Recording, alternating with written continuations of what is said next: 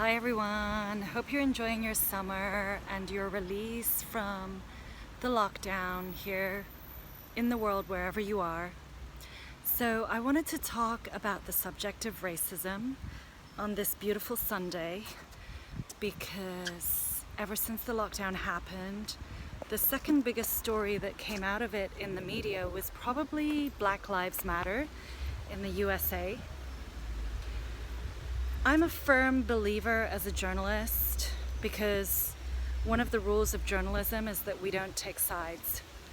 We have to listen to both sides of the story before coming to a conclusion that will educate the public in a light, because many people make judgments before hearing both sides of the story.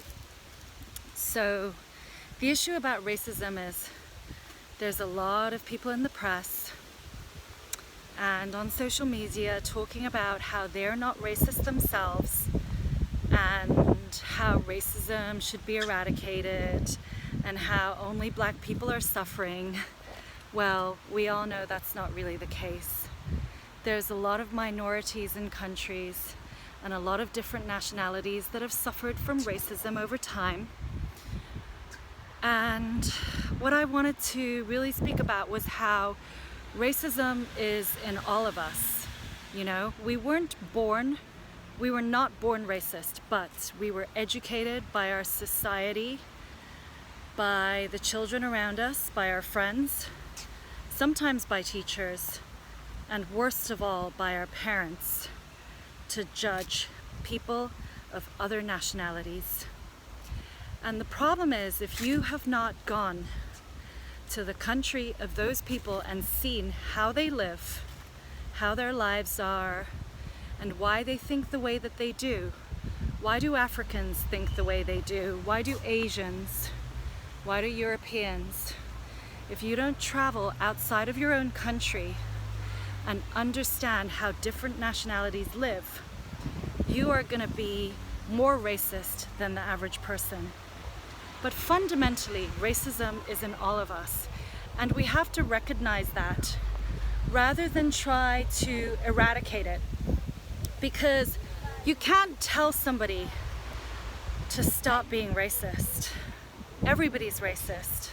The point is, there's a difference between those who are racist and act it out to harm other people and to hurt people, and then there are people who recognize their own racism and keep it within themselves without harming others.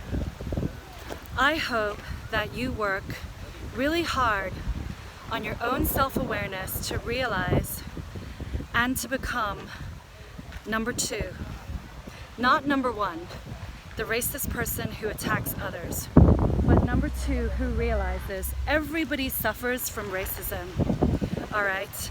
Not just black people. And another thing, the white people in this world are the most privileged class. Everybody else is less privileged than them. I can tell you that for now. I'm a mix of 4 nationalities. And if anybody can speak about racism, it would be me, because I understand what it means to live in different countries, to live in different cultures. And the white person is the most privileged. So one thing that really annoys me is when my white friends, and I have a lot of them, tell me that they are not racist or that white people aren't racist, because you, my dear white friend, have no idea what it feels like to have racial prejudice against you.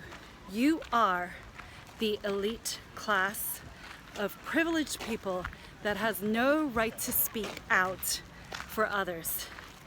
It is other ethnicities and minorities that suffer more on a day-to-day basis. So the other reason for your racism might be social conditioning, what your parents taught you when you were young. That's because your parents probably didn't travel to other countries. I am amazed how many Spanish people don't leave Spain to go on holiday, or how many American people don't have passports. That needs to change. The more you travel, the more your mind opens up to the differences in cultures, in the way people think, and the less you're gonna allow the racist instinct inside of you to act out to hurt others. Have a good week.